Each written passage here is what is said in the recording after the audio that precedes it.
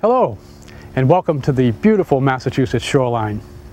My name is Jim O'Connell. I'm a coastal processing specialist with the Sea Grant program at the Oceanographic Institution in Woods Hole, Massachusetts, and with Barnstable County's Cape Cod Cooperative Extension.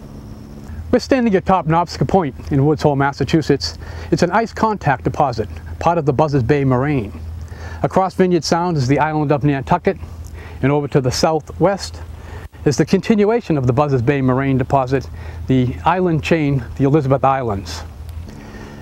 Massachusetts has about 1,500 miles of tidal shore along 78 coastal communities. Because of our location at the southernmost terminus of the last major continental glaciation, the Wisconsin Stage, we've been blessed with a wide suite of spectacular coastal landforms at varying elevations, from any of our 600 low-lying 681 barrier beaches to 170-foot high coastal outwash plains or coastal banks. About 36,000 people live within 500 feet of the coastal shore of Massachusetts. Much to the chagrin of some of those property owners, about 70 to 80% of our shoreline is exhibiting a long-term erosional trend. And what we've noted in the data are that the erosion rates have in some cases significantly accelerated, particularly since the 1950s. What we're going to view in this video that you're watching now are some of those spectacular coastal landforms. We'll talk about their beneficial functions, talk about erosion rates, the causes of coastal erosion. We'll look at some erosion control alternatives that waterfront property owners in Massachusetts have been attempting to stop or at least slow coastal erosion to protect their valuable upland property. We'll also talk about some of the regulations that govern some of the activities that you can and cannot do on your coastal property. Let's go visit some of these spectacular coastal landforms and discuss some of the activities that human beings are conducting along the Massachusetts shore and look at some of these erosion control alternatives that are being attempted today. We're in the White Cliffs Condominium Country Club in the southern part of Plymouth on the south shore of Massachusetts now. To the north of us, you can see the eroding bluffs. Those are glacial outwash plains. To the north of the outwash plains is Ellisville State Park, and to the north of that is Center Hill Point. The water body in front of us is Cape Cod Bay.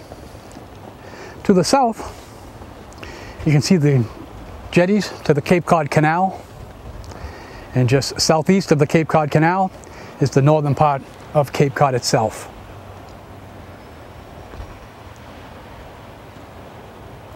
Back about 21,000 years ago, this entire area was covered with glacial ice. It's been estimated that the glacier was approximately a mile thick.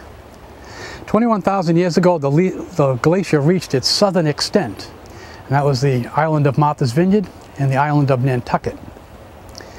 By about 18,000 years ago, the glacier had melted back to the approximate location of the northern area that we see here of Cape Cod.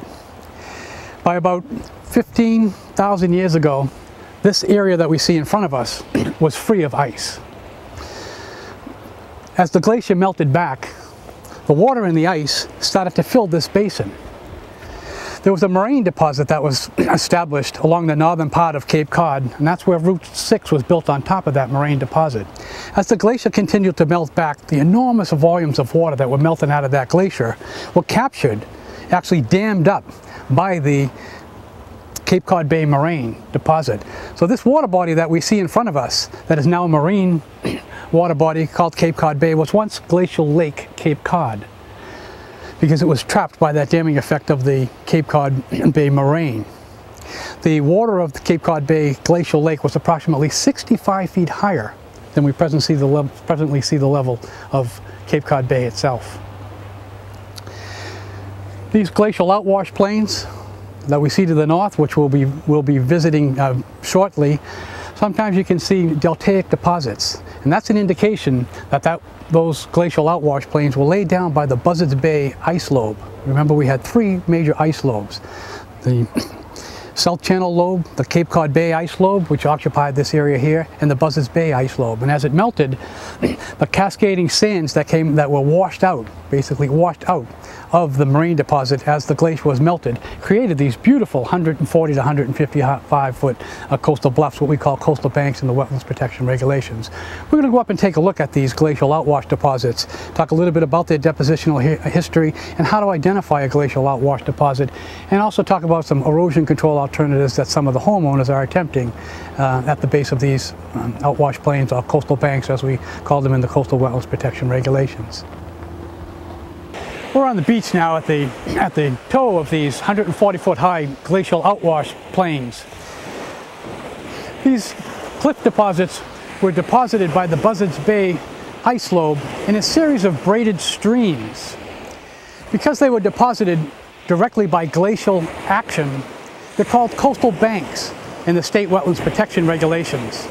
A coastal bank under the State Wetlands Regulations is defined as an elevated landform other than a coastal dune that lies at the landward edge of a coastal beach, a coastal dune, or other wetland. You can see that these deposits that make up this glacial moraine deposit are primarily coarse and fine-grained materials, primarily cobble, pebble, and sand deposits. The silt and clays were cascaded into glacial Lake Cape Cod and are now part of the substrate, making up the benthic habitat of Cape Cod Bay that was once glacial Lake Cape Cod, and these sandy deposits now are the glacial outwash plains. These are one of the most important sediment sources for beaches, dunes, and barrier beaches in Massachusetts. As the east-northeast storms cascade across Cape Cod Bay, you'll inundate the toe of the bluff, toe of the coastal bank. And as they inundate the toe of the coastal bank, there'll be slump deposits. That beautiful sandy material will then feed these beaches. Again, it's one of the most important sediment sources for beaches, dunes, and barrier beaches in Massachusetts. And that's one of the first fundamental principles of coastal processes in Massachusetts, is that the glacial landforms that are eroding due to storms and sea level rise are the primary source of sediment that created and allows for the continued existence of our beaches, dunes, and barrier beaches in Massachusetts. If it were not for the erosion and the sediment input from these glacial uplands, we would not have beaches, dunes, or barrier beaches in Massachusetts. And landward of the barrier beaches are the bays and the estuaries, the tidal flats, and the marine organisms that live in these bays would not exist if it were not for the erosion of these glacial uplands. So the importance of this source material is critical. Now, as this material erodes from the beach, it doesn't necessarily remain on the beach in front of these glacial bluffs. Through wind-generated currents called longshore currents, the sediment is picked up by storm waves and it's carried downdrift in the opposite direction the wind and the waves are coming from. As an example, if I took a ball and I bounced it off the face of this glacial bluff at an angle, the ball would go in the opposite direction that I was throwing it from. And that's the same thing, same mechanism that transports sand, pebble, and under severe storm conditions, cobble, as it feeds the downdrift beaches all the way past the Cape Cod Canal jetties to the town of Sandwich and the town of Barnstable, which we'll be visiting a little bit later in the day. There are constraints about doing certain activities on coastal bluffs dealing with erosion control structures. And I'd like to go up and visit this erosion control structure that you see in the distance here, which is called the gabion revetment. We'll talk a little bit about this gabion revetment and about some of the constraints under the State Wetlands Protection Regulations on erosion control structures in Massachusetts. I had mentioned that these glacial outwash plains are defined as coastal banks in the State Wetlands Protection Regulations.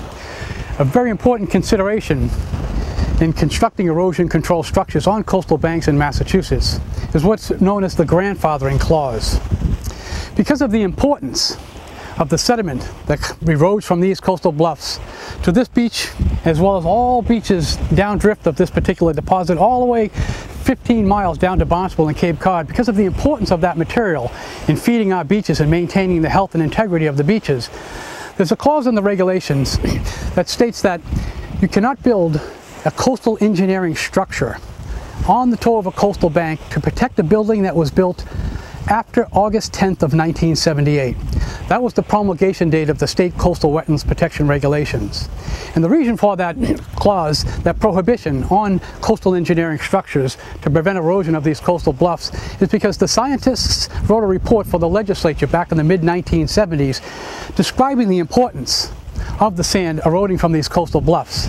Again, without the sand eroding from these coastal banks, we wouldn't have the dune beaches and barrier beaches and all the biological organisms that exist landward of barrier beaches without the erosion of these glacial bluffs. So we've recognized the importance of erosion of these bluffs, and therefore, if your house was built prior to August 10th, 1978, you can be considered for some type of structural armoring to help protect your valuable waterfront upland property. What we see here in the background is what we call a gabion revetment. It's basically a wire basket, generally PVC coated wire basket, that's filled with trap rock. And the trap rock was anywhere from 4 to 8 inches generally to keep it trapped in the gabion baskets and from washing out. The gabion revetment here is approximately 9 to 14 rows high, and it's built into the beach, 2 or 3 rows, to accommodate for storm, scour, and for the loss of beach during the winter seasonal cycle. There is a condition on this gabion revetment that it be covered with sand to compensate for the loss of material that will now happen as a result of this engineering structure. A number of the communities on the South Shore, and particularly on Cape Cod, which we'll be visiting shortly, a lot of the coastal communities now, recognizing the importance of the loss of this material, are requiring that coastal engineering structures, such as the gabion revetment we see behind us, is covered with a commensurable volume of sediment, primarily sand, that would have otherwise come out of the bluff, so that when the storm comes, then it can pick up this material, much like nature would have done naturally, erode the material, put it on the beach, and allow it to cascade downdrift onto other people's properties to protect other people's properties, as well as all the coastal resources from here all the way down to the end of this particular littoral cell. We're just a little ways down the beach now from the gabion revetment that we just talked about. We're still looking at the glacial outwash plains in the Cedarville area of Plymouth, just south of the White Cliffs Country Club. If you look at these coastal bluffs, they're obviously, again, outwash plains made of fine and coarse grained materials, sands, pebble, and in some cases cobble. Because of the exposure of Cape Cod Bay to storms, these bluffs are eroding at an average rate of about 1 to 2 feet per year. Now, coastal banks and coastal bluffs don't erode on average rates per year. It's just the way that geologists describe them. Oftentimes what you'll have is some fine-grained lenses in the bluff that would get saturated, and you'll end up with the bluffs slumping at the top and losing the top of the bank anywhere from 2 to 4, maybe 5 or 6 feet during any single storm. And as you can see, the homes on top of here are boarded up. They're on cribbings now. They're pretty much at the end of their property existence because of the coastal erosion and the storm exposure that we have here. Many of the houses along this area of the bluffs have been relocated 1, 2, some of them 3 times over the last several decades so that the property owners can enjoy their waterfront property as long as possible. Further down on the bluff here, there's another gabion revetment. We're maybe 100 yards or so north of the gabion revetment that was just finished this year that we just discussed. This gabion revetment here is the identical design to the one that was just completed that we just looked at. This was built in the early 1990s. So this gabion revetment here on this open shore subject to wave activity, I would suggest has a life expectancy of somewhere in the vicinity of 15 years based on the performance of this revetment itself, this gabion revetment itself. But you can see it did stabilize the bluff. Vegetation did take a hold. You can see that on either end of the properties it's completely unvegetated because it had protected the toe of the bluff. That's the most important consideration when you're thinking about erosion control on coastal banks or coastal bluffs, is to protecting the toe of the bluff. By protecting the toe of the bluff, they did extend the life of their property, and they're enjoying their property for a little bit longer. The gabion revetment that we just looked at will probably have a similar life expectancy of anywhere from 10, maybe 15 years if we have the same storm climate that has occurred over the past couple of decades. We're on the beach in southern Plymouth, in the White Cliffs area of southern Plymouth, Cape Cod Bay to my right. In the distance we can see the Cape Cod Canal still in Cape Cod. We had just discussed one of many varieties of shore parallel erosion control structures. We previously discussed the gabion revetment. We'll be talking more about shore parallel erosion control structures as we continue our tour of Massachusetts. What I wanted to discuss here was shore perpendicular erosion control structures. What we see in the distance here is riprap. This is what's known as a riprap groin. It's basically made of boulders. It's made perpendicular to the shoreline. A coastal groin is constructed primarily to create a beach on the updrift side of the groin. I talked about the first fundamental principle of coastal processes, which is the primary source of sand, pebble, and cobble that feeds our beaches comes from the erosion of glacial uplands. I talked about the second fundamental coastal processes principle, which was once the material, the sediment, erodes from our glacial uplands, it's transported along the beach in the opposite direction of the waves in the longshore sediment transport system. So a groin is generally built on the downdrift side of a property primarily to trap sand in the longshore sediment transport process to build an updrift beach. And as you can see, this coastal groin here is relatively successful.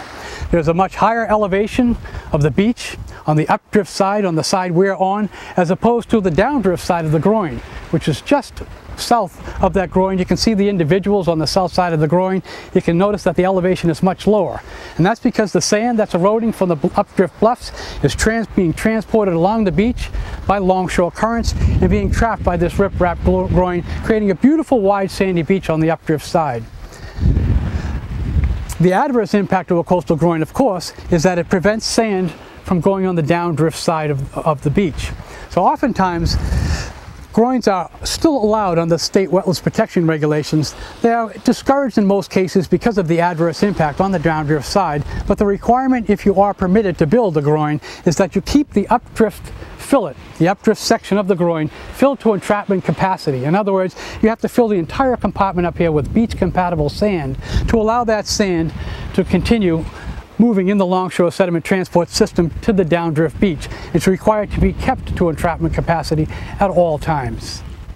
We're in the Spring Hill Beach area in the town of Sandwich on Cape Cod now, and I brought you here so we could discuss issues on barrier beaches. Now, a barrier beach in the state of Massachusetts is defined as consisting of a beach and a dune, and on the landward side there's either a salt marsh or a water body. That water body could be a freshwater or could be salt water. In this particular case, we have a salt marsh on the landward side of this particular barrier beach here at Spring Hill.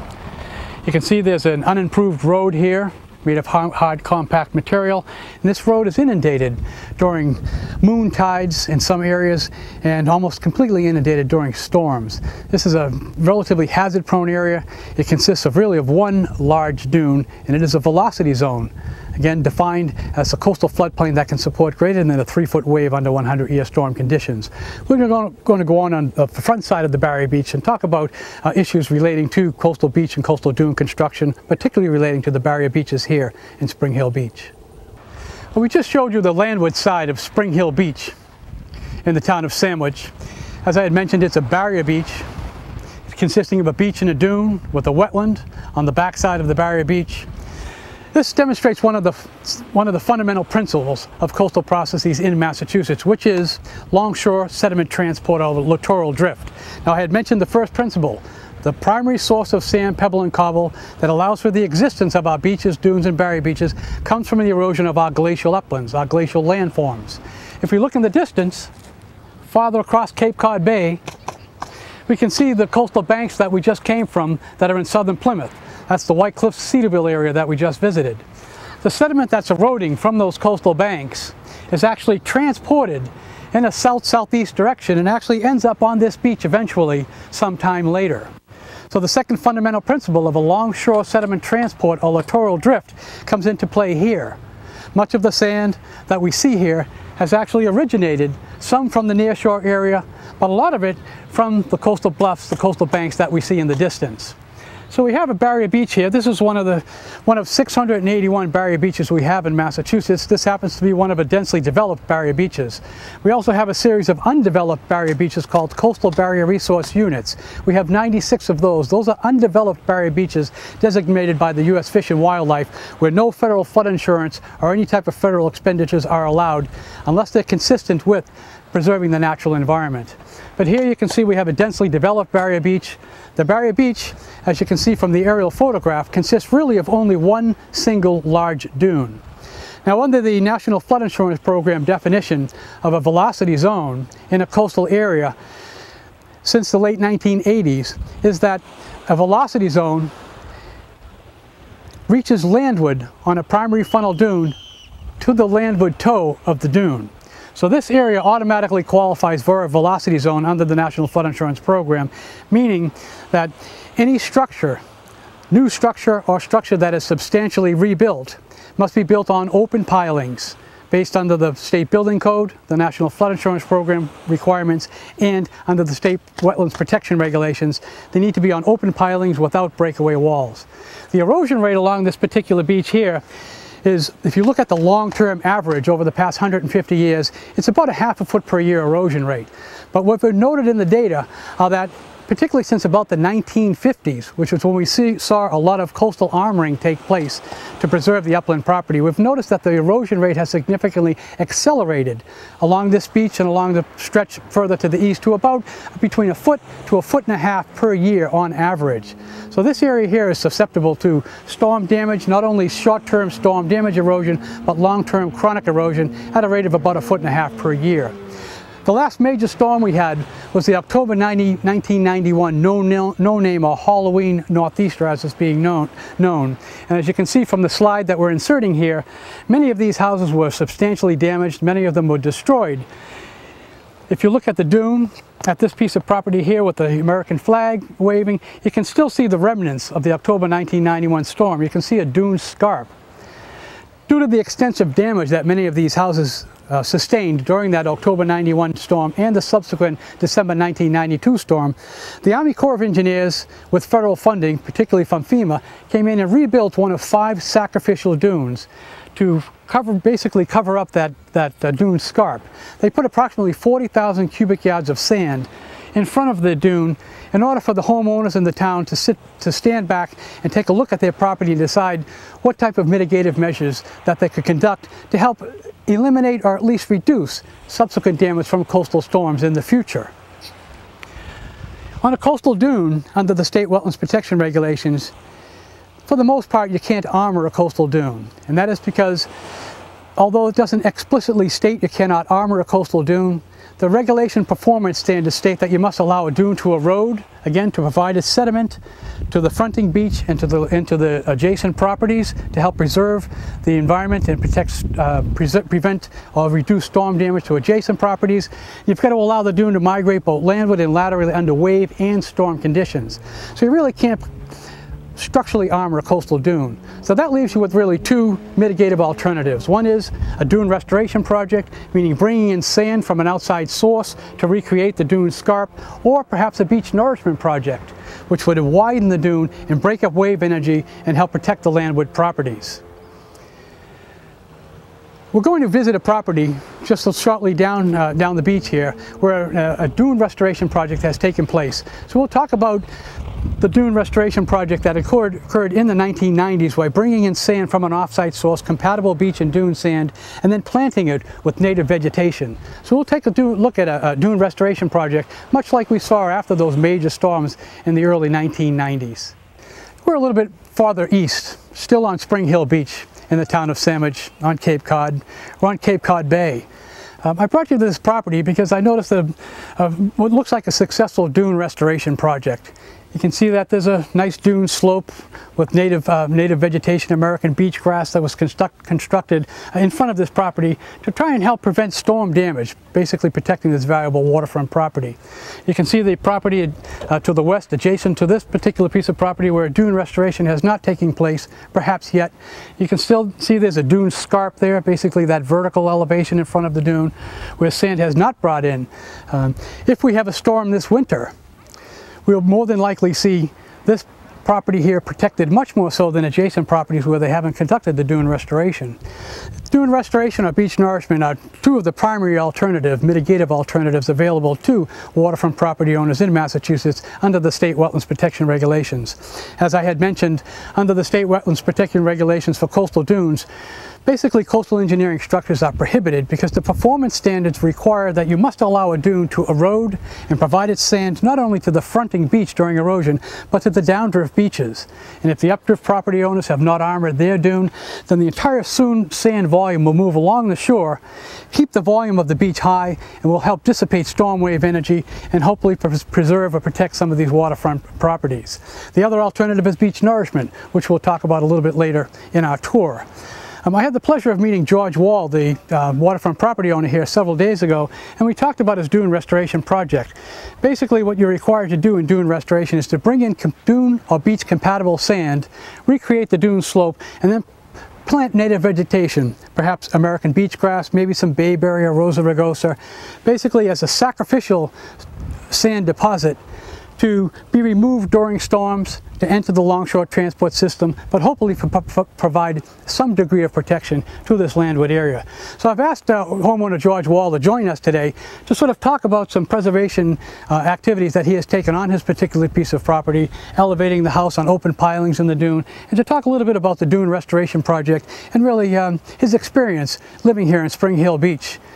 This lovely Spring Hill Beach, both in the winter and summer seasons. So I've asked Mr. Wall to join us. Thank you for joining us, George. It's good to see you. So.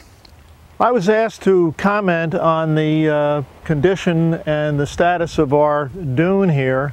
We rebuilt the house 3 years ago, and two of the requirements that were made by the building people in Sandwich was that we had to put the house on pilings, and we had to remove the riprap that had been on the beach since 1957.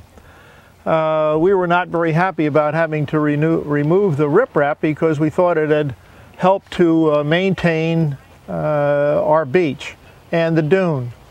But nevertheless, we had to remove it, which we did. We built this dune, or actually a dune before this one. We built the dune as a part of the construction of the house, and a set of stairs like these stairs. And the first winter that we were here, the dune completely washed away so that it was a straight drop from the deck to the beach, the level that we're standing on, and the stairs were torn away. We rebuilt the dune and replanted the grass and put a new set of stairs on. Hopefully that will stay for the foreseeable future. I have to say that it weathered well during this past winter, and the stairs basically stayed the same, and the dune did also.